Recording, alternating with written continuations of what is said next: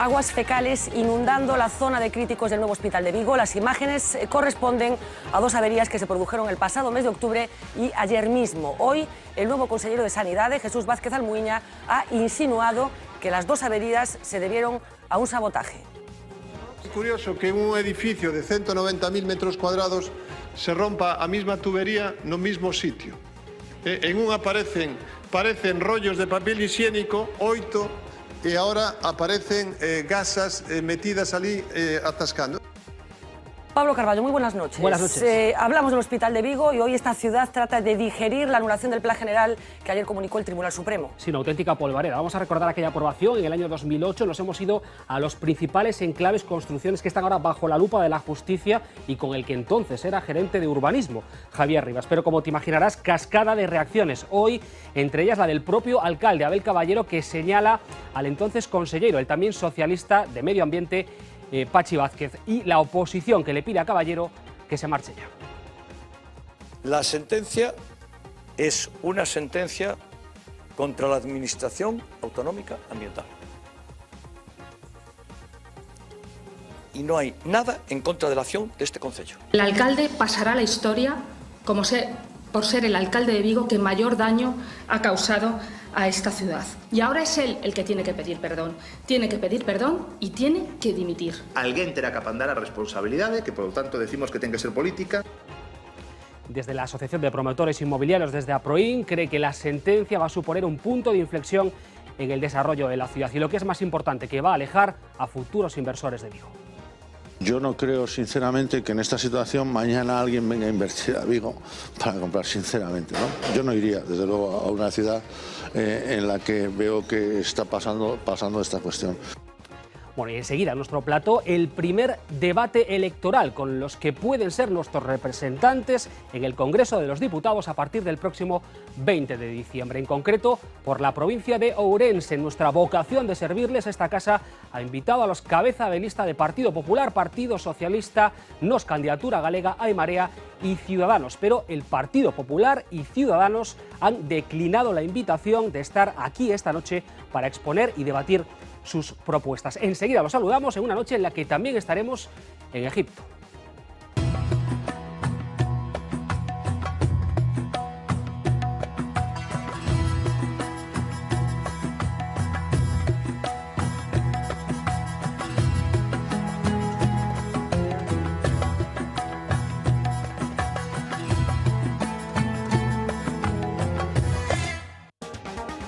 Todos estos asuntos en el programa de esta noche, pero ya en unos minutos, aquí en Vía V, el primer debate electoral en una televisión de Galicia, de cara a los comicios del próximo día 20.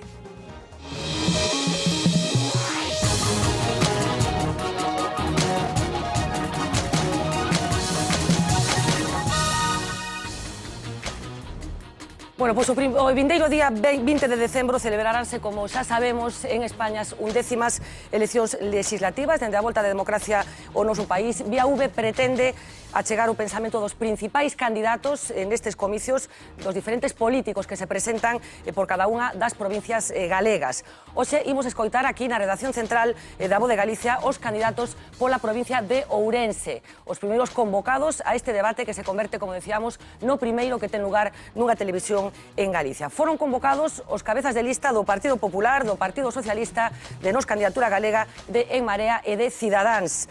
Lamentablemente, o candidato de Cidadáns alegou un impedimento persoal para estar hoxe aquí no plató de Vía V. O candidato do Partido Popular, que primeiro se comprometera con nós, finalmente alegou un problema de axenda para a última hora decidir que non iba a participar neste programa para contarlle os ourensáns e os galegos que queren facer no próximo Congreso dos Deputados. Así que quero agradecer especialmente ás persoas, os políticos que sí aceptaron o convite desta casa, persoas que xa paso a presentar. Rocío Frutos, moi boa noite. Cabeza de lista pola provincia de Ourense, Rocío de Frutos, moi boa noite.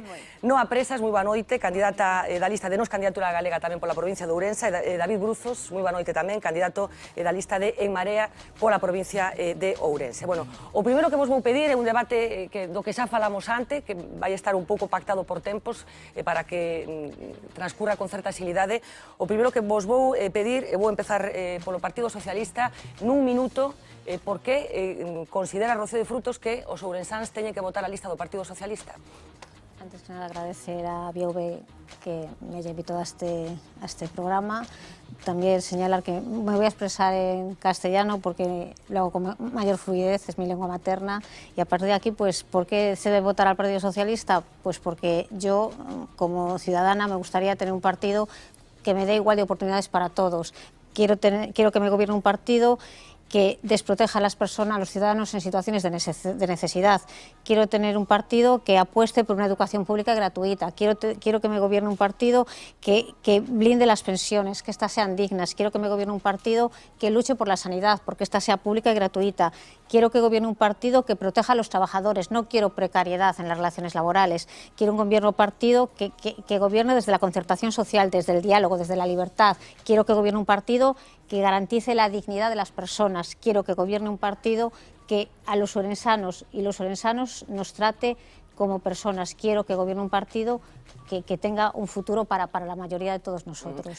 Primeiro minuto de Rocío de Frutos, non a presas. Primeiro minuto para a candidata de Nós Candidatura Galega. Por que os ourensáns teñen ou deben votar a lista que encabezas? Porque estou convencida de que é a única alternativa 100% galega, pensada desde este país para defender os intereses das galegas e das maiorías sociais sen que ditaminen os seus criterios forzas do Estado. Non?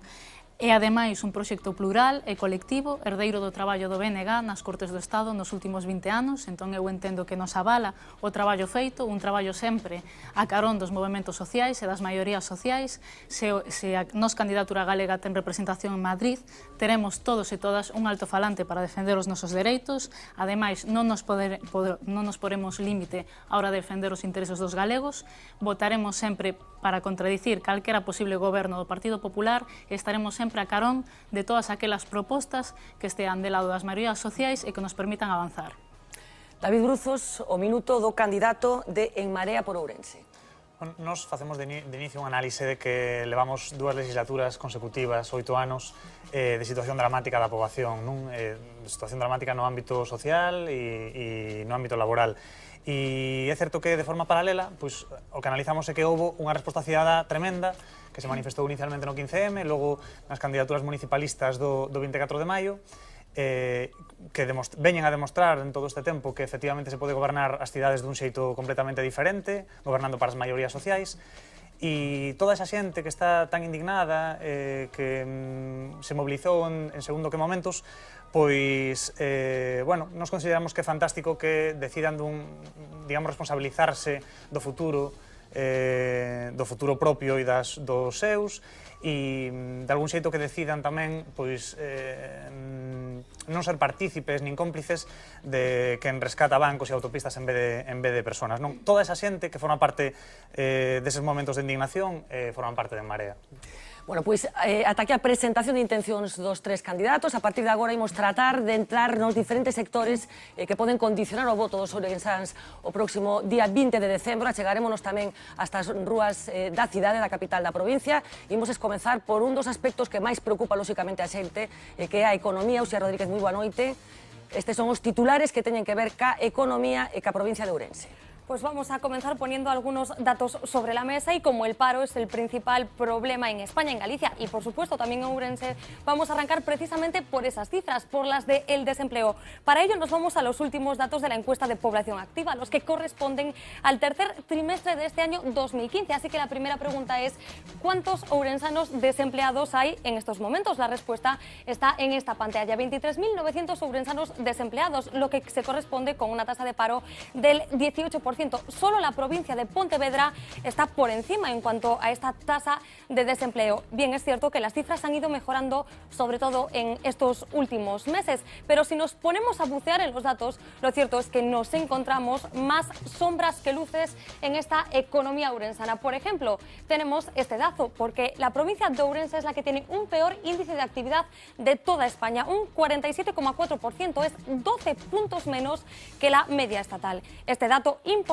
que nos lleva a otro no menos importante, porque Ourense es también la única provincia en la que encontramos más población inactiva que trabajando o en disposición de trabajar. Vamos a coger para ello la población de los mayores de 16 años, 278.000 ourensanos más o menos. Pues bien, el 52% de esos 278.000 ourensanos están fuera en estos momentos del mercado laboral. Una cifra importante que nos lleva también a otra no menos espectacular. Esta, 106.000 pensionistas hay en estos momentos en la provincia de Ourense. Queda claro que ese envejecimiento de la población es uno de los principales problemas en Ourense. Luego hablaremos más en profundidad de demografía, pero tenemos todavía otro dato, porque desde enero de 2014 hay 4.000 ourensanos menos en edad de trabajar. Tenemos todavía más datos en relación a la economía ourensana. Por ejemplo, hay 8.900 hogares en estos momentos que tienen a todos, absolutamente todos sus miembros en paro, pero seguimos porque la cosa no se termina ahí, y es cierto que muchas veces Ourense y los ourensanos están a la cola al final de muchos rankings. Por ejemplo, en salarios, en sueldo, en Ourense los ourensanos tienen el salario más bajo de toda Galicia. Como vemos, son datos de la agencia tributaria, 16.552 euros en el año 2014. Es la más baja, 1.000 euros menos de media que el resto de gallegos. Si mal están los asalariados en Ourense, peor están los pensionistas, porque atención, los pensionistas ourensanos no tienen las pensiones más bajas de toda Galicia, tienen las pensiones más bajas de toda España, 762 euros al mes. Pues con estos datos, Fernanda, esperamos las propuestas de nuestros invitados de hoy. Bueno, pues efectivamente, empezamos por no a presas, as propostas de Nós Candidatura Galega en relación ca economía e a provincia de Ourense. Ben, a situación é dramática, evidencian as cifras, pero tamén evidencia a realidade que podemos vivir calquera en Ourense, non? Na realidade da nosa familia, os nosos amigos e demais. É unha mágoa que precisamente o Partido Popular, que é o fundamental responsable no Estado, na Xunta, en concreto en Ourense provincia, en Ourense cidade desta situación, non este aquí para escoitarnos. Pero, en fin, como é unha práctica habitual, pois deixémolo aí. Ben, está claro que a situación é complicada e que o que facer non é sinxelo. Non é sinxelo, nós non somos como Feijóo, que di que en 45 días pode acabar co desemprego. Mas sí que hai unha cuestión que desde Nós Candidatura Galega achamos que é fundamental, que o Estado ten que intervir, ten que usar os orzamentos públicos para reverter esta situación e reactivar a economía. Unha forma de reactivar a economía, por exemplo, empregar estes recursos públicos en manter os servizos públicos. É dicir, por exemplo, en Ourense, cunha poboación tan envellecida, pois unha prioridade ten que ser o sostemento da sanidade e dos servizos asistenciais, non sustituindo os contratos das persoas que están traballando por contratos en precario, senón focalizar aí un foco de emprego e atender ademais o rural. Ourense é unha provincia eminentemente rural que hai que dotar de servizos. Despois, cuestións máis concretas, por exemplo, apostar por unha banca pública galega, apostar por unha tarifa eléctrica galega, que podría supoñer un aforro dun 30%, un 30%, imaginade, para pequenas empresas como unha carpintería. Que podría facer ese autónomo con ese 30% de aforro? Pois seguramente podría volver a empregar xente ou podería mellorar o servizo que ofrece. Non ter, por exemplo, as peaxes máis caras do Estado, non? Que xa temos reclamado as nacionalistas a súa xestión directa desde aquí. E fundamentalmente tamén incidir na importancia de loitar contra a fraude fiscal, despois seguro que poderemos falar máis disto, e despois falaremos máis tamén de emprego. Por exemplo, en emprego é obvio que hai que apostar por uns salarios máis dignos, por unhas condicións de traballo máis dignas, porque non só a situación do emprego é alarmante en Ourense, senón que emprego hai. Non? A mocidade podemos falar moito de que tipo de emprego hai e da necesidade de derrogar a reforma laboral, tanto actual do PP como anterior do Partido Socialista, que é totalmente inservible. Bueno, pues continuamos con David Bruzos, as propostas para Ourense, as propostas económicas para Ourense de Marea. 2 minutos. Nada, antes de nada, pois eso, comentar efectivamente que é terrible que non veñan sequera a dar a cara os que teñen másters e posgrados en esconderse cando teñen que dar a cara diante dos medios, non? Aqueles que se esconden detrás das pantallas de plasma. Porque ademais son os responsables últimos da situación que temos actual, que é tremendamente dramática. Nos, efectivamente, tamén temos unha serie de medidas que consideramos que son tremendamente importantes e relevantes e que poderían darse unha volta, ainda que é certo que non é sinxelo, pero, bueno, temos daquelas a famosa frase de Rajoy de que en 2 anos remataba co paro a nivel estatal, non? E leva 4 e sigue cun índice maior. Sobre as medidas que temos programadas, bueno, nos focalizamos a situación en 2 puntos. Por unha banda, hai que rescatar de inicio as familias e as pequenas e medianas empresas, hai que rescatalas, non se pode seguir priorizando as grandes empresas fronte ás familias, e iso como se fai? Bueno, pois por unha banda, aumentando o salario mínimo interprofesional, facendo que os impostos sexan efectivamente progresivos, é dicir, temos a recaudación do Estado que non está suficientemente ben distribuída, estamos cargando unha parte tremendamente importante sobre as clases máis desfavorecidas, e iso non pode ser así, non? Pensamos que o que hai que facer é redistribuílas mellor. A xente que ten máis capacidade para aportar cartos ás arcas do Estado ten que facelo, ten que facer ese esforzo, e a xente que non pode ten que facer menos esforzo. Por outra banda, pois, alquileres sociais, que haxa un parque de alquileres sociais para que a xente teña máis disponibilidade de cartos para mercar, non? Sí que creemos que ese é o camiño para que se reduza o paro. É dicir, o paro non se vai a reducir abaratando o despido, o paro vai a reducir activando a economía, e iso, activar a economía significa, basicamente, que todas as familias teñan de algún xeito uns cartos para poder gastar. Na medida en que eses cartos se poidan gastar, haberá quen poida contratar, porque poderá haber diñeiro en movimento. Bueno, logo seguramente de tempo algo máis. Rocío de Frutos, propostas do PSDG para a provincia de Ourense para mellorar eses índices económicos que acabamos de ver. En primer lugar, señalar que los índices son eso, índices. Detrás de esos índices hay muchas personas y yo creo que una situación que se ha producido durante estos 4 años que jamás se había producido es que por primera vez los trabajadores son pobres. Es decir, las personas que se ganan la vida con su trabajo no pueden llegar a fin de mes, no pueden pagar sus facturas, no pueden vivir. El empleo es precario como nunca ha sido. Los trabajadores trabajan 2 horas y nos tenemos que dar cuenta que nadie vive, nadie come, nadie paga sus facturas a tiempo parcial. La brecha salarial entre hombres y mujeres se ha abierto de forma dramática y lo que se ha producido con la reforma, lejos de crear empleo, es una destrucción masiva de empleo y una falta de ayuda a aquellas empresas que realmente estaban interesadas en crear ese empleo.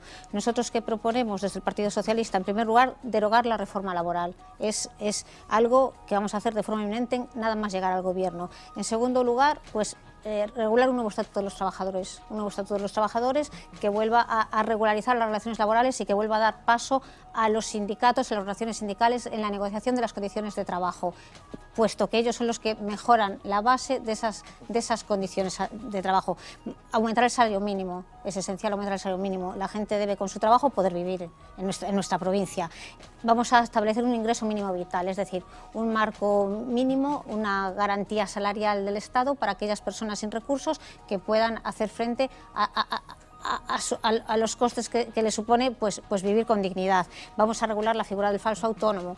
Lo que se ha producido en nuestra economía es que al hilo de los falsos autónomos, al hilo del autoempleo, hay muchas personas que son realmente trabajadoras, pero están dadas de alta como autónomos. Vamos a regular bien la figura del falso autónomo. Todos tienen que tener iguales derechos e iguales obligaciones en el ámbito de la seguridad social. Y luego, ¿por qué no decirlo? Vamos a apoyar a la mediana empresa que realmente quiera crear empleo. ¿Con qué? Con medidas de financiación, de modernización, medidas fiscales, etc. Bueno, un dos problemas fundamentais que ten a provincia de Ourense, falábamos de economía, pero a demografía, se é un problema no conxunto do país, na provincia de Ourense ofrece datos así de dramáticos. Pablo Carballo, boa noite. Sí, boa noite. Lo decías, en Galicia es uno de los principales problemas, pero si hablamos de la provincia de Ourense, la situación es todavía más grave. Además, una situación que se viene también, bueno, pues agravando en las últimas 3 décadas. Vamos a ir viendo datos. Primer trimestre de este 2015. En la provincia de Ourense nacieron 405 niños. En el mismo periodo fallecían más de 1.400 personas. Es decir, solo en un trimestre la provincia de Ourense ha perdido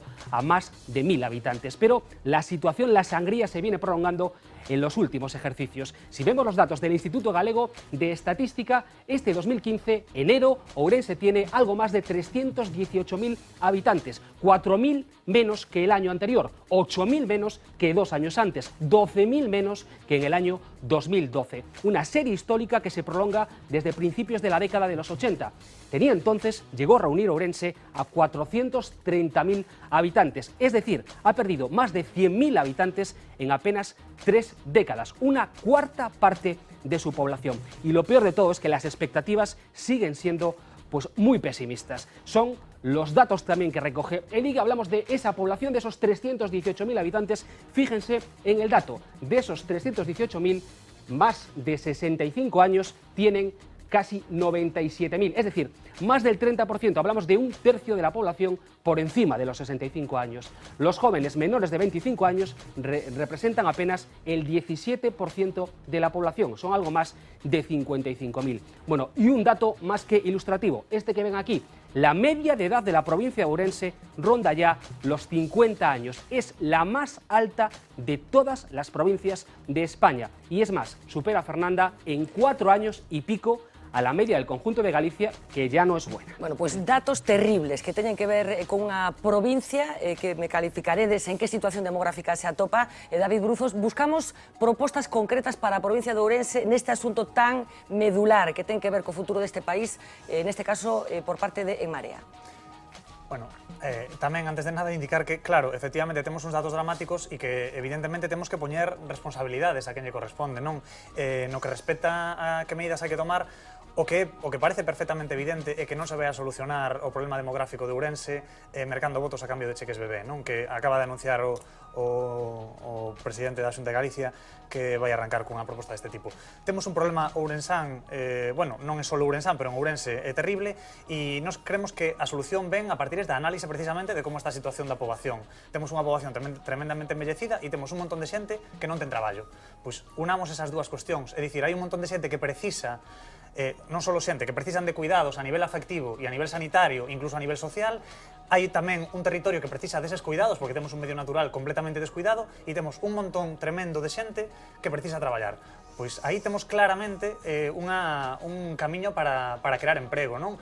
Crear emprego que significaría que esos índices de despoboamento, de envellecemento, non continuasen porque estaríamos fixando poboación e, por outra banda, estaríamos atendendo unha necesidade básica que temos na provincia, non? Para nos, habería varias iniciativas posibles nese camiño, pero todas pasarían porque a través de iniciativa pública ou privada, evidentemente, se foran cooperativas de ámbito social, se crearan precisamente, se xan residencias, se xan atencións domiciliarias. Bueno, habría diversas figuras que se podrían crear precisamente para atender, xa digo, aos cuidados da xente máis maior e, por outra banda, tamén do medio natural. No que respecta ao medio natural, tamén 20 segundos, bueno, temos uns montes que ano tras ano, bueno, é desastroso que sucede con eles, porque están completamente descuidados. Puxemos tamén a poñer en valor eses recursos naturais que temos, a cuidalos e ao mesmo tempo a aproveitalos, porque en realidade son unha fonte de recursos infinita. Rocío de Frutos, que cousas concretas credes de o PSDG e como número 1 desa candidatura que se pode facer en Ourense para que esta curva demográfica non acabe con nós, definitivamente? Yo, con carácter previo, quisiera hacer una pequeña reflexión. No es que nazcan menos niños, es que además hay emigración. Hay muchos jóvenes, sobre todo, que están abandonando ya no solo del pueblo a la ciudad, sino de Ourense hacia el exterior. Y por otra parte, cada vez tenemos menos inmigración. La falta de actividad económica hace que no vengan extranjeros a nuestra ciudad.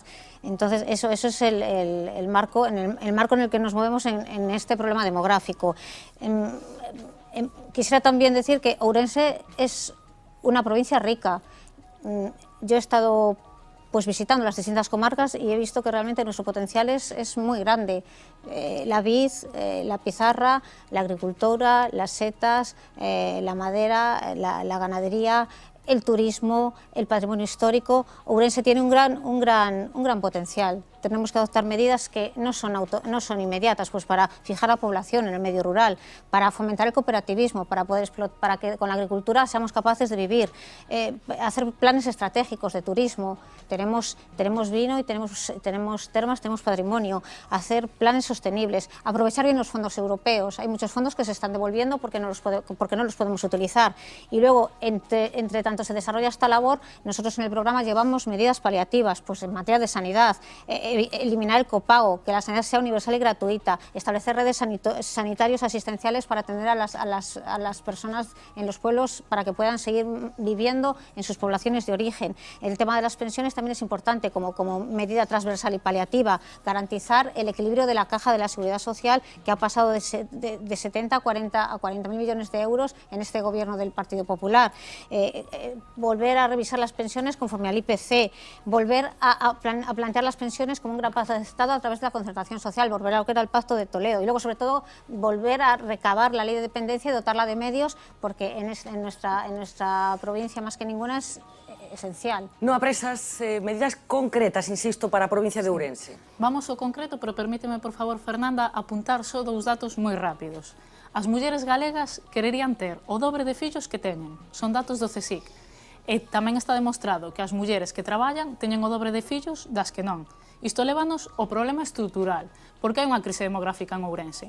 Porque necesitamos emprego, necesitamos servizos e necesitamos mobilidade. Son tres circunstancias globais para outros lugares, pero moi específicas para Ourense, non? Entón, por exemplo, na cuestión do emprego, fundamental apostar polo rural. É preciso un plan de reactivación do rural con medidas concretas. Son moitas, pero por sinalar unha, por exemplo, cambiar a fiscalidade dos montes veciñais para mellorar o aproveitamento e que poida ser máis colectivo e máis útil do que está sendo. Ir a modelos de cidades como Allariz, que son capaces de fixar poboación e de crear emprego nun momento como este, non? Indo ao emprego, xa falamos de que tiñamos que melloralo. Tamén, na cuestión dos servizos, fundamental dotar o rural de servizos. É unha vía xa de xeración de emprego e de fixar poboación. Eu outro día estive na Teixeira, que é un deses lugares da comarca de Caldelas que están totalmente desmantelados. Hai anos que non nace un bebé. Claro, hai anos que non hace un bebé, é unha vila, bueno, unha poboación pequena, a 45 minutos da cidade, e terías que desplazarte ata ali para ter este tipo de servizos. Entón, isto non pode ser así. Hai que garantir dotar o rural tamén de servizos. Mobilidade. Hai comarcas que teñen unha situación de transporte absolutamente imposible. Ti seres de Viana do Bolo e queres ir a Ourense, tes un bus para ir os luns e logo xa ata o venres non volvas, porque non hai. Entón, unha cousa leva a outra. Temos que apostar por xerar emprego e temos que apostar por desenvolver o rural, para así intentar atallar a situación demográfica. Bueno, pois falamos de economía, falamos de demografía, que probablemente teña bastante que ver unha cousa ca outra, e falamos agora de corrupción, por utilizar unha palabra xenérica do seguinte asunto que imos coñecer previamente a través de Uxía e de Pablo. Adiante, Uxía. Pues efectivamente hemos dado ya muchos datos esta noche, pero todavía nos queda por hablar de uno de los temas más sensibles, sin duda la corrupción, aunque antes queremos hacer un pequeño paréntesis para introducir otro dato, otro tema, porque resulta ser que los ourensanos parecen ser los gallegos más satisfechos con su modo de vida. Ayer mismo conocíamos la encuesta sobre bienestar que publica el Instituto Galego de Estadística y en ella veíamos que en Ourense encontramos a los gallegos más satisfechos con diversos factores, con su vida en general, con las relaciones personales, con su vivienda, hasta con el tiempo necesario para ir a su trabajo, algo también bastante importante, aunque en esta encuesta nos encontramos con otros datos curiosos. Por ejemplo, se les pedía también a los ourensanos que pusieron nota a diferentes instituciones. ¿Y qué nos encontramos con esto? Pues que solo aprueban estas instituciones. Aprueban el sistema sanitario y el sistema de salud, las ONGs, el ejército y también las fuerzas y cuerpos de seguridad, aunque los datos más interesantes los encontramos al final de esta tabla, sobre todo en los tres últimos puestos. Las instituciones que menos confianza despiertan en los ourensanos son estas tres: el sistema judicial, la banca y todavía por debajo el sistema político. Y Pablo, con este dato no podemos dejar de pensar en dos nombres, en un apellido, en un clan que marca y ha marcado la vida en esta provincia ourensana, el clan Baltar. Sin duda, José Luis Baltar, 22 años al frente de la Diputación de Ourense, más de 30 en política, continuas sospechas de irregularidades vinculadas sobre todo al enchufismo que acabaron probadas judicialmente por la Audiencia Provincial, condenado por enchufar a 104 personas en 2010, 9 años inhabilitado. José Luis Baltar, que es sucedido por su propio hijo, el presidente actual de la Diputación de Ourense, también en manos de la justicia, elegido en 2012, está denunciado por una mujer por supuestamente haberle ofrecido un puesto de trabajo en el ente provincial a cambio de mantener relaciones sexuales.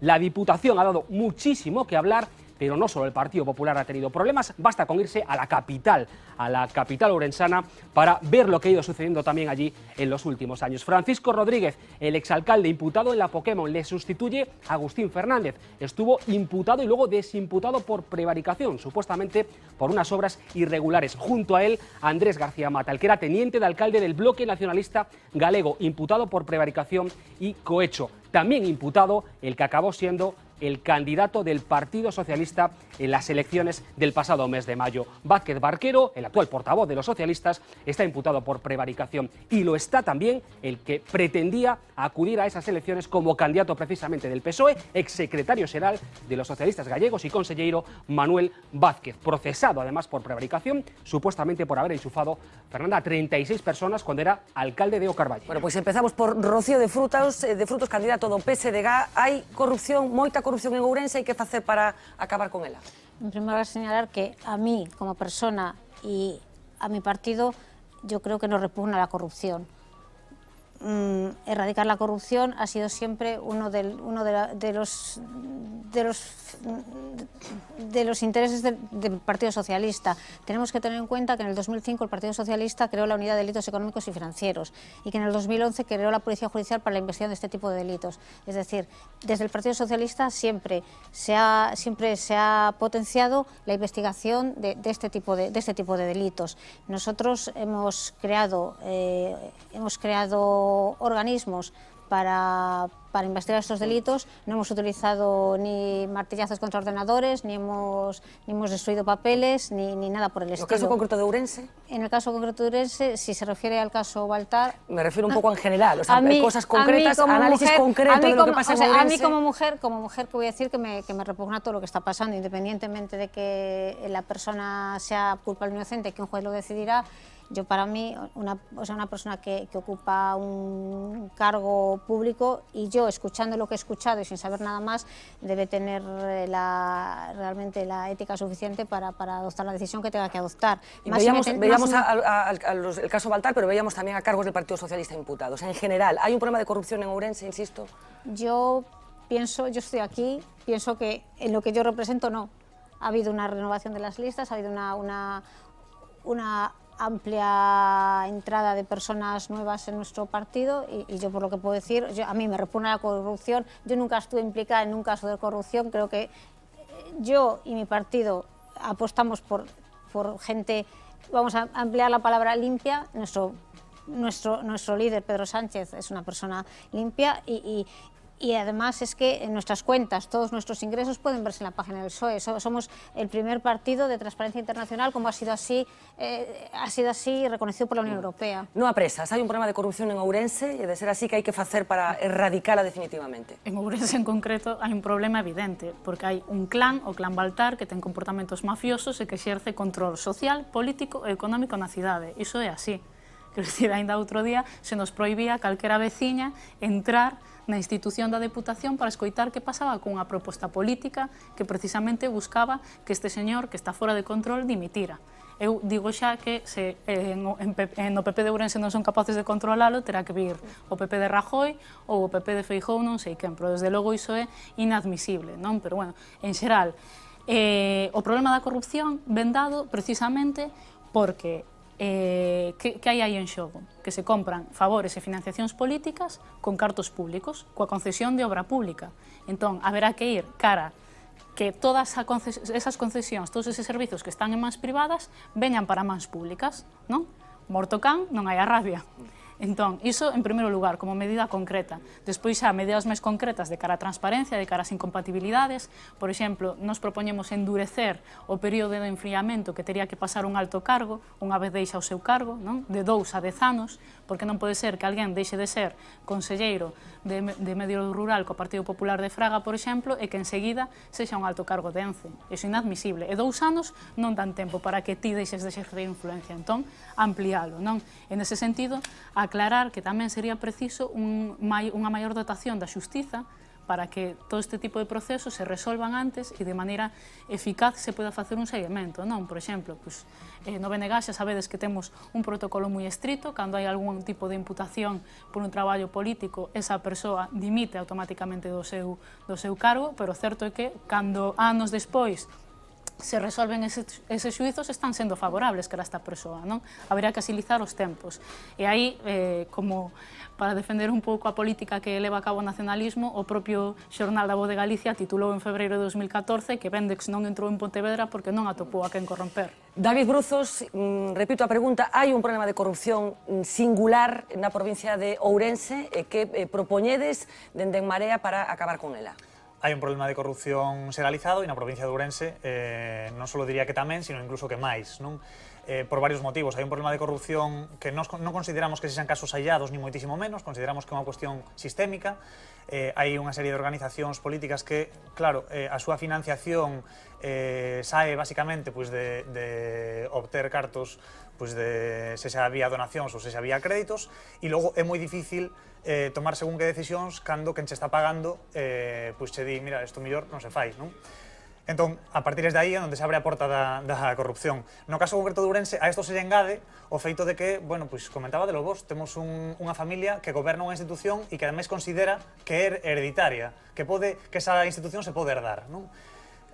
Comentaba no tema do... É paradóxico, comentaba no tema do venres da intención de entrar na Diputación e é tremendamente paradóxico como que as medidas así para lavar a cara non sirven, porque o día seguinte, curiosamente, había unha xornada de portas abertas na Diputación, non? É dicir, hai unha xornada de portas abertas na Diputación para coñecer a institución cando o día anterior non se lle permitía a xente acceder un día normal por unha cuestión política, non? É terrible, as medidas para lavar a cara son terribles. Nós, evidentemente, facemos unha serie de propostas, son moitas, pero por intentar agrupalas e empaquetalas un poquinho, serían, ten que haber moitos máis medios e moita máis independencia tanto dos órganos de fiscalización como dos órganos judiciais. É dicir, de feito, o piden, dende as propias dende o estamento judicial e dende o estamento, digamos, da inspección fiscal, solicitan que haxa medios, que haxa máis persoas adicadas a buscar tipos de delitos e que ademais sexan independentes. Non pode ser que se cree, digamos, de forma legal, unha normativa para buscar a corrupción e que logo, cando están investigando o teu partido, se levanta o teléfono e tú quedas apartado desta causa, ti e o teu equipo quedas apartado desta causa porque nos estás investigando. Bueno, estamos aquí no primeiro debate electoral que se produce neste período concreto de cara ás próximas eleccións do día 20 con dos candidatos pola provincia de Ourense aspiran a ter un escano no Congreso dos deputados, unha mágoa que non estiveran os outros dos convidados por vía V, por V Televisión, o candidato do Partido Popular e o candidato de Ciudadanos, que, como xa dixemos ao principio, declinaron a invitación que se lles cursou, como lles cursamos as tres persoas que sí aceptaron esta decisión de presentar os cidadáns, os espectadores que queren facer a partir do día 20 nesa institución. Imos ata as rúas de Ourense. Así, ali estivo hoxe o noso compañero Saúco Fernández para tratar de averiguar que pensan os ourensáns de Ourense. Enseguida escoitaremos aos nosos convidados para que nos digan, bueno, que pretenden facer ca capital da provincia, por certo, a terceira cidade en poboación do país. Más de 270.000 electores elegirán a sus representantes por la provincia de Ourense en las próximas elecciones generales del 20 de diciembre. Hoy hemos querido hablar con ellos para que nos cuenten cómo ven su provincia y cómo les gustaría verla. Pois da cantidade de boa xente, ilustres ourensanos que fixeron moito pola cultura. Da xente, sí, claro. Creo que de nada, Como non sea dar burgas... Como ourensano me sinto máis orgulloso do que a terra nosa, todo o que temos. Un bo viño, unha boa carne, unha boa comida. Madre mía, por de muchas cosas. O paisaxe, porque é unha provincia olvidada, pero é unha provincia que ten un encanto. Da chispa que temos. Dunha posible certa tradición cultural de hai anos. En general de la ciudad entera y del comportamiento del pueblo ourenssano. Yo creo que tenemos una de las provincias más ricas en patrimonio cultural. Xentes da cultura, da gastronomía, da arte e da paisaxe. De moi pouca cousa. Perfectamente se podría poñer unha persiana no Padornelo e outra no Alto de Dozón e pechala. Un poquinho atrasadas. Bastante abandonada. Bueno, quizás esté un poquito abandonada. Como se dixéramos é o asilo de Galicia e de España. Tocando fondo? Bueno, creo que a preocupación maior é o envellecemento da población. Un poquito máis de empeño por parte de los políticos en traer cosas. Yo creo que tiene problemas de explotación de los recursos que tiene. Pues no muy bien, la verdad. Sartizada, unha provincia abandonada e sen futuro. Tuve algunhas veces fun a Madrid e tal, levese bastante ben. Creo que Ourense está sendo noticia últimamente por cousas non demasiado positivas. Políticas. Ven muy bien, pero solo de pasada. Home, os amigos que teño fora que veñen aquí lle gusta moito. La gente que ven aquí que está encantada con la ciudad. Un pobo que está morrendo, como estas aldeas, tantas aldeas que hai no conxunto da provincia. En general, mira, lo ven bien. Yo creo que es un gran desconocido. De hecho, la gente que viene se sorprende muy positivamente. É unha gran descoñecida. A xente veñen de paso, vir a Ourense de paso non é vivir aquí. Pois un pouco lejana. O colegio de Carmelitas. Quitaría a mentalidade de provincianos. Creo que renovaría moitas cousas e a casta política. Una cosa, el puente del milenio. Pois quitaría que a veces somos moi mansos. Florentino Cuevillas. Otero Pedrallo. Don Ramón Otero Pedrallo. A banda de gaitas de Ourense. E Alexandre Bóveda. Otero Pedrallo, por exemplo. Blanco Amor. Roma Santa. Este que está en Podemos. Fijo. No me gusta decir cosas de la gente que non me cae bien. Non vou dicir o nombre, pero na retina de todos sabemos quen é o máis delesnable. Baltar. unha certa depresión aí entre os meus paisanos de Ourense cando se lles pregunta pola provincia. En concreto pola cidade, quería falar un minuto cada un de vos. Cales considerais que son as fortalezas da cidade, que se pode facer con Ourense? Ben, eu confío moito en Ourense, son tamén moi positiva e penso que ten moitas potencialidades para converterse no que deberá ser, que é o motor de toda a provincia, non? Recuperando un pouco o que falábamos antes do rural. Para iso, para enriquecer Ourense, para ter a cidade que queremos, fundamental, o plan de urbanismo. Precisamos un plan de urbanismo transparente e con proceso de participación cidadá. Nós, desde o nacionalismo, xa temos reivindicado unha segunda exposición pública e unha fiscalización dese proxecto para que non caia como vai caer en más dos especuladores e dos señores que lle conven abaltar. Isto é fundamental para mudar o modelo de cidade que queremos, que ten que apostar por algunha das cousas que saían aquí, pola cultura. Temos que ser potencia en creación cultural, en industrias culturais. Polo I+D+I, por exemplo, no Parque Tecnolóxico temos empresas punteiras no sector da carne, da madeira, da metroloxía. Temos que aproveitar ese potencial para a creación de emprego e tamén converternos na cidade dos servizos, que é outra fonte de emprego e, ademais, unha necesidade. Un minuto dá para pouco, temos que facer un especial Ourense. Que podemos facer en Ourense, ou por Ourense, ou con Ourense? Bueno, facendo antes de nada esa análise de que, revisando os orzamentos do Estado para Ourense en 2016, o 90% do investimento vai para o AVE, non? É dicir, vai para o AVE, haberá quen lle pareza mellor e quen lle pareza peor, o que é increíble que non leve asociado un plan de activación económica da cidade e da provincia, non? Estamos outra vez ante esas medidas que son tremendamente electoralistas, pero que non levan absolutamente a nada, porque efectivamente ven un plan no que entra o AVE en Ourense, con todos os conflitos que xenerou, con oposición completa tamén por parte da cidadanía, e ademais non resolve problemáticas como o transporte interno ou como a participación cidadá.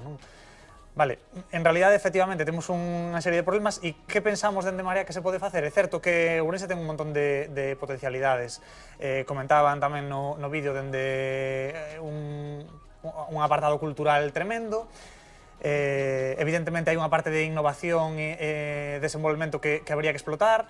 Temos tamén o conflito este de que os parques tecnolóxicos que temos non hai ningunha autovía cercana, é dicir, non hai un... Ai, perdón. Alá foi un minuto. Rocío de Frutos, que facemos con Ourense? Bueno, yo voy a traer aquí una frase que no es mía, sino de una de las personas que no están esta vez en la mesa, que decía que a Ourense hay que ponerle en el mapa.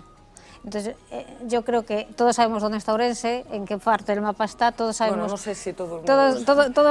Todos sabemos las potencialidades que tiene, que ya han quedado aquí puestas de manifiesta, y si el partido que no ha querido venir aquí no ha sido capaz de ponerlo durante 30 años en el mapa, pues estimo que no lo va a poner ahora.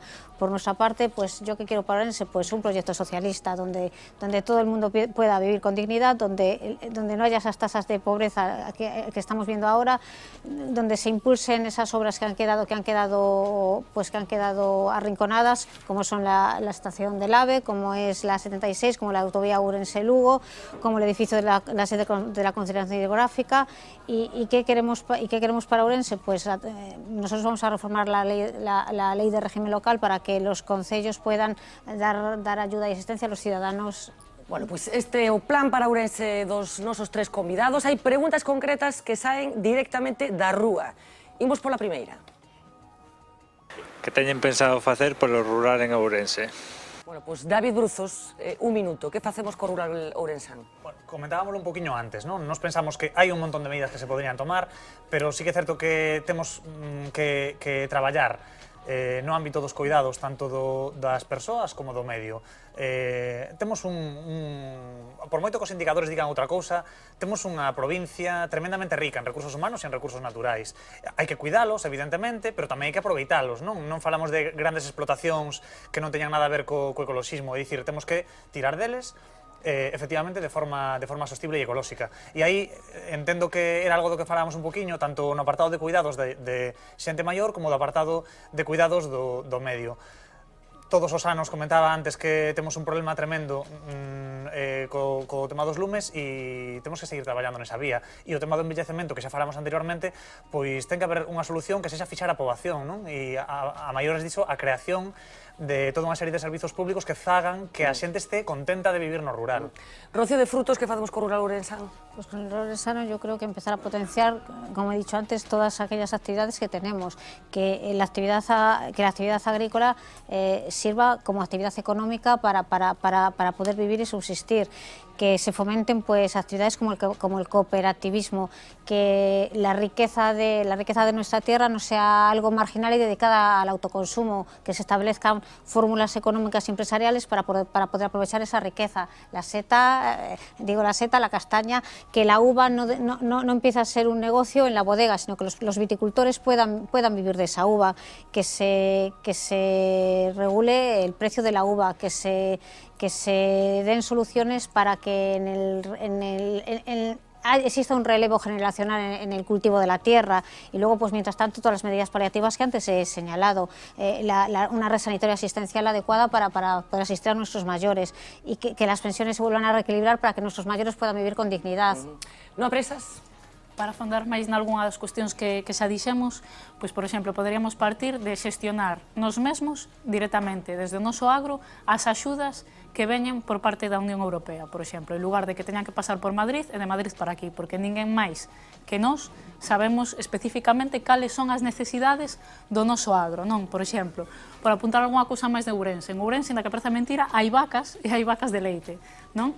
Entón, deberíamos revisar a fiscalidade que se aplica, por exemplo, aos autónomos gandeiros que non teñen ningún tipo de desconto cando teñen uns gastos superiores a outro tipo de autónomos, non? Por exemplo, nunha produción como a leiteira. Apostar tamén polos produtos de calidade. Falaba antes de Allariz. O mercado das mermeladas e das conservas artesás son punteiros en Allariz, de produción ecolóxica, sostible co medio ambiente e demais.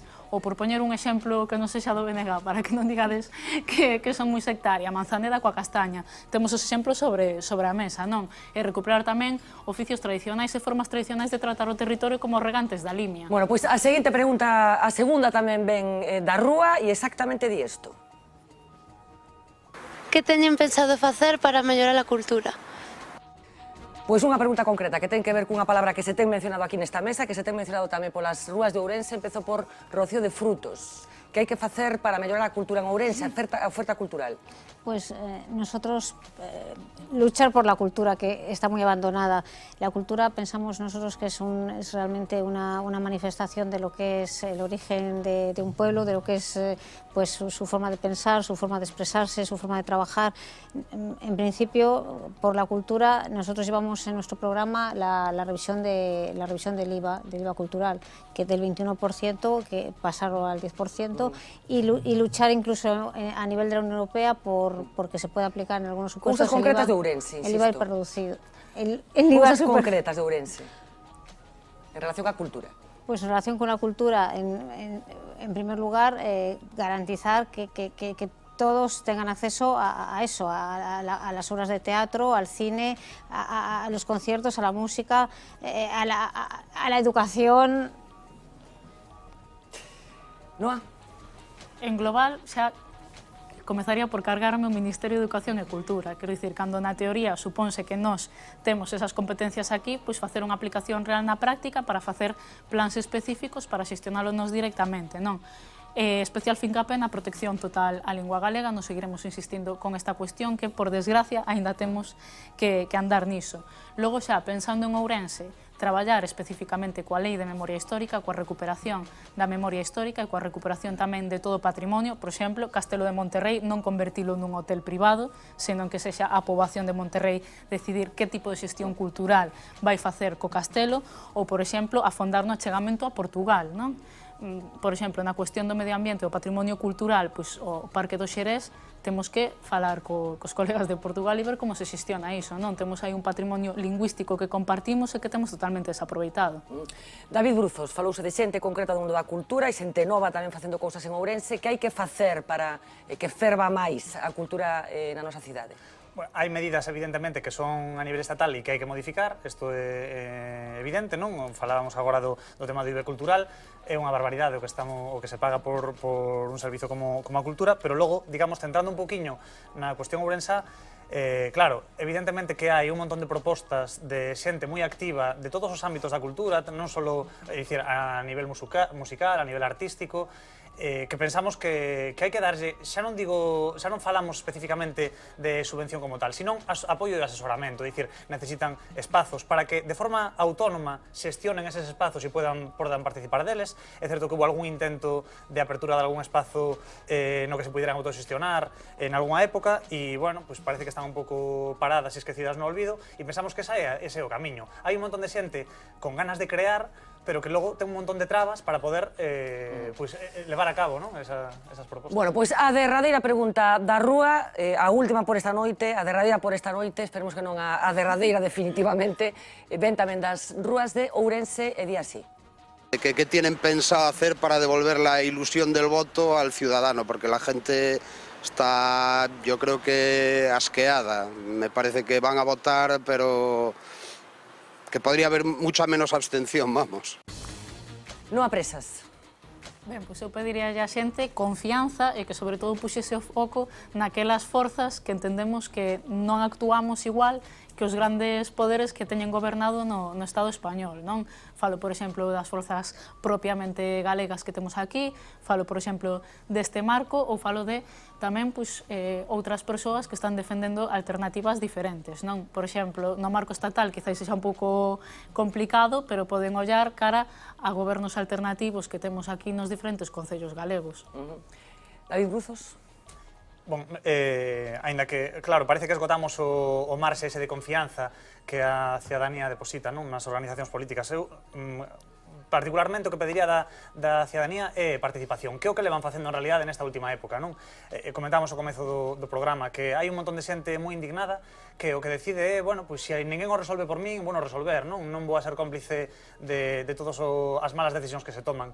Eso é o que se pide en Marea, que a xente participe, porque, bueno, pois é unha organización moi diversa, dicimos todo o tempo que somos un pouco o espello desa Galiza, porque hai xente un pouco de todo tipo, pero que ten entendemento, e todo o mundo pode participar, non? Nos pensamos que ese é o camiño, é dicir, que a xente sinta, efectivamente, que a súa voz é escoitada, que ten esa palabra para poder tomala e que todas as súas propostas van a sair adiante. Rocío de Frutos, que hai que facer para que os ourensáns recuperen a ilusión da política, pola política? Pues a mí me quedaron un poco sorprendidas las manifestaciones de que las personas están contentas y felices un poco con su situación. Yo diría desde aquí que se replanteen verdaderamente esta situación, que piensen que el día 20 tienen que pensar si quieren seguir como han seguido esos 4 años o si creen que aquí se debe operar un cambio en la recuperación del estado del bienestar, un cambio en la recuperación de la educación pública gratuita. Yo siempre pongo un ejemplo, yo estudié con becas, estoy aquí gracias a las becas del Partido Socialista de aquellas, que se planteen si sus hijos quieren que tengan iguales oportunidades independientemente del nivel económico de sus familias, si quieren una sanidad para todos, si quieren un estado del bienestar que nosotros como Partido Socialista siempre hemos blindado, hemos protegido, y que obviamente que acudan a las urnas para cambiar la situación actual, que desde mi punto de vista y como persona creo que es totalmente insostenible. Bueno, pues ata aquí as preguntas pechadas, digamos, este xogo de preguntas que establecemos cos nosos 3 convidados desta noite. A partir de agora, 10 minutos de debate aberto, non que xa non vai haber tempos contados, e que cada un de vos podedes utilizar como consideredes axeitado. Alguén se atreve ou lanza unha pregunta? Bueno, moitas preguntas, moitas propostas das que apareceron na mesa teñen un custo económico detrás e eu quero plantexarvos xa abertamente de onde pensades, de onde pensan que poden sair eses cartos. Hai medidas moi caras que apareceron aquí. Empezo por Rocío de Frutos. ¿De dónde salen os cartos para pagar todas esas cousas? Obviamente, esa es una pregunta que se hace siempre y esa es una pregunta que tiene un poco de trampa. Cualquier gobierno que empiece a gobernar empieza con unos presupuestos generales del Estado, que según sea un partido de derechas o un partido de izquierdas, va a aprovechar ese dinero para unas cuestiones o para otras. Nosotros, como un partido de izquierdas, el 40% de los presupuestos del Estado les aprovecharíamos, obviamente, para políticas de educación, de sanidad y políticas vinculadas al estado del bienestar. Los cartos públicos son limitados. Los cuartos públicos son limitados, pero nos está vendiendo el Partido Popular, que no ha venido aquí para defenderse, que su forma de gastar esos esos cartos públicos nos ha llevado a un estado de estabilidad presupuestaria que no es así. No hay más que ver los presupuestos generales del Estado, cuando lo único que ha hecho es ahorrar en sanidad, en educación, en servicios sociales y demás. Nosotros realmente, como Partido Socialista, vamos a utilizar los presupuestos generales del Estado con un talante de izquierdas. Eso por un lado. Por otro lado, nuestro programa llevamos el tema de la SICAV, la modificación, y la ley del IRPF y el impuesto de sociedades. Podedes interrumpir cando queirades. Blanco e en botella, por exemplo, combatendo coa fraude fiscal, non algo no que non podemos afondar antes. Os propios técnicos de Facenda consideran que facendo un seguimento férreo desta cuestión poderían recadarse o ano 10.000 millóns. Iso é máis do orzamento que ten a Xunta nun só ano. Quer dizer, co esa pasta podes facer moito. Que pasa? Que hai que fiscalizar este tipo de historias e despois xa a cuestión das privatizacións. Por exemplo, canto ia costar o Hospital de Vigo e canto custa finalmente? Por qué? Porque hai unha privatización e unha especulación no medio, non? David? Bueno, nos pensamos que evidentemente hai que facer primeiro un análise de que, bueno, pues efectivamente os recursos que ten o Estado teñen que ser suficientes para as prioridades que ten. Para nós, de inicio, as prioridades están mal plantexadas. É dicir, ten que haber unha prioridade que é salvar a xente, salvar as pymes e crear emprego, non? Pero vale, de onde saen eses cartos? Pois efectivamente dese análise. Temos que recaudar suficiente para cubrir esas necesidades. Se hai que recaudar suficiente para cubrir esas necesidades, hai que darlle unha volta a todo isto. Algo anotaba Noa, que era o tema do fraude fiscal, que concordamos evidentemente, pero tamén é certo, e comentábamos ao principio, que hai que darlle un pouco unha volta a cales son as fontes de recaudación do Estado. Si temos, por poñer datos concretos, non? O 50% da aportación ao PIB é de grandes empresas e multinacionais, pero en cambio só aportan o 20% ao que sería a recaudación do Estado. Pois está mal equilibrado. É dicir, hai que dicirlle a unha xente que teñen moitos cartos, que teñen que aportar máis para que ese Estado este funcionando. Bueno, falemos algo de pactos, unha cousa breve. Una cosa muy breve, y tener en cuenta que con el gobierno del Partido Popular nadie ha cotizado a las arcas de la Seguridad Social, están totalmente vacías. Es decir, hay sí, pues mira, contratos formativos que no han cotizado, trabajadores a tiempo parcial que han cotizado por 2 horas y han trabajado 8, faltas de cotización, salarios que han bajado porque no existe una negociación colectiva, que han supuesto un descenso de la cotización. Entonces, a través de la vía de la cotización, muchas de las cuestiones que llevamos en nuestro programa, como son las prestaciones por desempleo, se darían plenamente garantizados. Falemos un pouco de pactos, porque hai un consenso ahora de recoñecer que estas eleccións van ser distintas, que probablemente a partir do día 20 teremos o Congreso dos Deputados máis diverso dende que voltou a democracia a España, e eu non sei que tipo de pactos considerades que serían os máis axeitados para gobernar España. Empezo por Rocío de Frutos. Mi partido, esperamos ser obviamente la lista... ¿Mayoría absoluta? La lista máis votada. O sea, pero se non é suficiente para gobernar, as maiorías absolutas, a lista máis votada non implica que sea necesario para gobernar. Con quen cree Rocío de Frutos que tería que pactar o Partido Socialista, no caso de ser a lista máis votada? Desde mi punto de vista, nosotros que somos un partido de izquierda, con partidos de la derecha no vamos a pactar.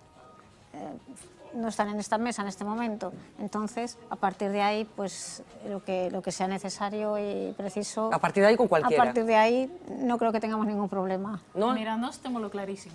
Desafortunadamente para todos os españois, o presidente ou presidenta do goberno non vai ser un nacionalista galego, pero que sí que temos claro é que nós estaremos sempre de lado daquelas cuestións que beneficien as maiorías sociais e que, por suposto, desaloxen de aí o Partido Popular.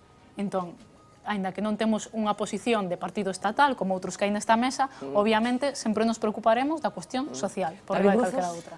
Nós tamén temos moi claro, non? O objetivo básico inicial é formar un grupo parlamentario galego que defenda os intereses da Galiza, que eso para nós é fundamental. Pero evidentemente tamén tecemos unhas alianzas porque pensamos que non resolvemos todos os problemas solamente tendo un grupo parlamentario galego. Entón, efectivamente, imos a darlle apoio pensamos que é necesario unha etapa de diálogo posterior ás eleccións para ver como está a correlación de forzas, para darlle un apoio precisamente a todas aquelas forzas políticas que efectivamente que queran un cambio da situación actual. Algúa cousa que decir das outras... Parlamentario galego, pero desafortunadamente creo que non é o marco no que habría que conseguirlo. A ver, non, pero que pero estás poñendo a esa proposta de grupo parlamentar propio? Non, eu estou a tope coa proposta de grupo parlamentario propio, de feito, nos a por iso imos, pero teño as miñas dúbidas a respecto de que, mediatizando organizacións estatais, iso sexa posible. Pero, desde logo, eu teño moi claras tamén as similitudes que temos co espazo que representa David e agardo que nas cuestións sociais podamos chegar a consensos que defendan todas e, en concreto, que defendan a Galiza. Parecidos e diferencias, xa estamos rematando xa, entre os tres, deducía do que decía Rocío de Frutos que podía valer para pactar os representantes dos outros dos partidos que están aquí ou non? Con partidos de derechas no vamos a pactar. O sea, co Bloque Nacionalista Galego, con Nos Candidatura Galega, perdón, e con En Marea sí. Ellos lo han dicho muy bien, con cualquier partido que lleve nuestro ideario socioeconómico no creo que tuviéramos ningún problema. El Partido Socialista, además... creo que no le vamos. El Partido Socialista, además, yo creo que siempre ha gobernado, eso yo creo que voy a aprovechar para decirlo aquí, desde la concertación, siempre ha gobernado desde la escucha de todos los agentes implicados, cosa que no ha hecho el partido que no ha venido y el otro que no ha venido tampoco ha podido demostrarlo. Ciudadanos para ti é de dereitas ou de esquerdas? Ciudadanos para mí es de derechas, obviamente. Constancia queda. Algo que decir do Partido Socialista, do proxecto político do Partido Socialista, porque les parece que están moi dispostos a pactar co que vos representades, non sei se viceversa acontece o mesmo. Bueno, nos temos varias pegas, evidentemente, non? Nos sí que consideramos que o Partido Socialista ten feito cousas tremendamente mal, imos a recoñecer que fixo históricamente cousas ben, porque non imos a facer tampouco un tachón en toda a historia, consideramos que de todo temos que aprender, pero efectivamente hai cousas que se están facendo tremendamente mal. Que tivera asinado en contra das garantías... A ver si explico. Si que tivera asinado co Partido Popular unha reforma constitucional que claramente perxudica a maioría social, é terrible para nós, non pode suceder. E que non contou coa participación social, porque parece que agora todos imos poder opinar sobre iso. Ademais que non se contou, evidentemente, se fixo pola porta de atrás, en verán, e demais. Logo, a isto hai que engadir cousas concretas, non? O Partido Socialista ten, dentro da súa lista, quero dicir exactamente 19 persoas que están indo ao Parlamento dos Deputados a apertar un botón, non? É dicir, para non ser terrible, non é esa política que temos que facer. É certo que hai máis do Partido Popular, sí, hai máis xente que solamente está indo, nin sequera a participar, nin a presentar ningún tipo de moción, nin a defender os intereses do territorio o que supostamente representa. Solamente chegan e apretan un botón. A ver, Rocío, pues 15 segundos para contestar, si quiere contestar algo. Yo lo que estoy un poco cansada es que solo se mire al pasado. El Partido Socialista obviamente ha hecho muchísimas cosas buenas y creo yo que errores que ha cometido, como puede ser la modificación del artículo 135 de la Constitución, ahora, como somos humanos y somos un partido de gobierno y que piensa gobernar, pues no nos damos las vestidas pensando que hay que modificar ciertas cosas. Entonces, somos un partido que ha hecho muchas cosas buenas y hacia el futuro vamos de nuevo. Si yo soy una de sus manifestaciones, o sea, somos mucha gente nueva y gente dispuesta a trabajar duro. Unha última pregunta, na realidade dúas, para pechar este primeiro debate, como decía, que vou facer os tres, o mellor e o peor de Ourense. Empezo por ti, David. O mellor, creo que xa o dixen varias veces, temos un grupo humano fantástico e uns recursos naturais espectaculares, seguramente que non teñan comparación. O peor, claramente, bueno, hai un paquete, pero que vai todo moi relacionado, a situación de condicións laborais, sociais e demais, o envellecemento da poboación e, evidentemente, a corrupción que vivimos na provincia, como comentamos, baixo o brazo do clan Baltar. Non apresas o mellor o peor? O peor, sen dúbida, os efectos do Partido Popular, desde o propio desemprego, demografía e demais, ata o caciquismo social que chegou a instalar este señor Xosé Manuel Baltar e que faga que na nosa provincia sexa mesmo complicado dar pasos adiante na vida política, non? Iso, para min, desde logo, é o peor. E o mellor é que eu creo que temos moitas potencialidades, que somos un país rico, non só en Ourense, que ademais somos un pobo de resistencias, non? Eu son neta filla de migrantes e de momento conseguín quedar en Ourense, non? O mellor o peor, brevemente. Lo mejor de Ourense yo creo que es toda su potencialidad, tanto económica como cultural como su gente. Yo siempre digo que yo nací en Valladolid, pero que es que yo amo a Ourense y mi hijo es ourensano, y lo peor, pues realmente que todas aquellas políticas de recortes, por el motivo que sea, se ceban mucho más en lo que es Ourense. Somos la provincia con las pensiones casi más bajas, con los salarios casi más bajos, entonces yo creo que es hora de que Ourense pues se dinamice. Bueno, pues xa para rematar, definitivamente, para que os nosos espectadores que non son de Ourense leven a casa ou marchen dormir cunha recomendación. Pido que me recomendedes algo de Ourense, un sitio, un lugar, unha rúa, unha actividade. David. Eu falaría do rural, porque en realidad é un gran descoñecido. É dicir, temos unha cidade que é ben fermosa, é certo? Un sitio concreto?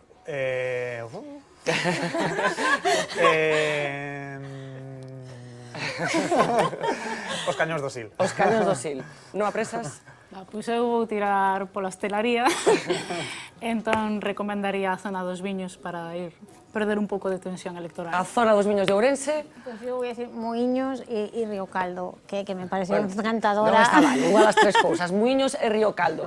David Bruzos, Noa Presas, Rocío de Frutos, moitísimas grazas aos tres por participar no debate desta noite. O primeiro que decía, se celebra nunha televisión galega coincidindo con estas novas eleccións, unha mágoa que os outros dous candidatos convocados por V Televisión finalmente rexeitaran o noso convite. Unha aclaración nada máis. Houve un pequeno erro na presentación dos datos por parte dos compañeiros. Bueno, a causa contra Vázquez Barquero foi sobreseída no mes de setembro. Estaba ben o gráfico, pero houve un erro cando presentamos eses datos, así que queda aclarado. A causa contra Vázquez Barquero está sobreseída dende o pasado mes de setembro. Insisto, moitísimas grazas aos tres, un auténtico placer escoitar a políticos falar de política. Imos facer unha pausa de publicidade, enseguida voltamos para falar de outras moitas cousas que teñan acontecido nestas horas aquí no noso país.